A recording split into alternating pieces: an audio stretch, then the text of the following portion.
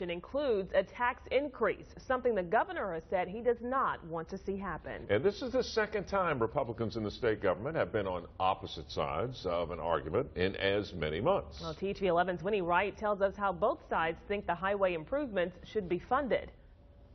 On May 19th, Arkansas state legislators will meet for a special session to budget how the state will pay for highway improvements.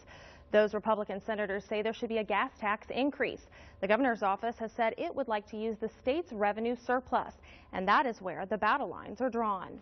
Republican Senators Bill Sample, Jimmy Hickey, Greg Standridge, and Ronald Caldwell are in the final steps of writing legislation they say would improve Arkansas's highways without dipping into the state's budget surplus. Their idea is to add a 5-cent flat tax to gas and diesel that Arkansans, tourists, and truckers would all pay. They are also proposing that tax-paying citizens get that money back as a rebate on their income taxes. Arkansas Trucking Association says that's a move they could get behind. We believe that that's the most efficient, readily available way to allow for the users of the system to pay for the roads that we use. The Arkansas Highway Transportation Department says because gas taxes haven't been raised since 1994, they are being asked to do a lot more with a lot less. The cost of building materials is always going up, but the revenue brought in by the gas tax has stayed the same. Newton says she wouldn't mind seeing that number increase if it means safer roads for truckers. The safety concerns, when you have potholes and the roads are not maintained, it actually costs more to operate your vehicles on those kinds of roads.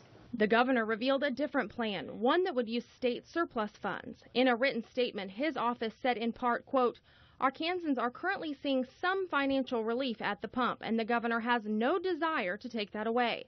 Furthermore, in the current climate, it is hard to believe any highway plan that includes a tax increase will attract a consensus among legislators.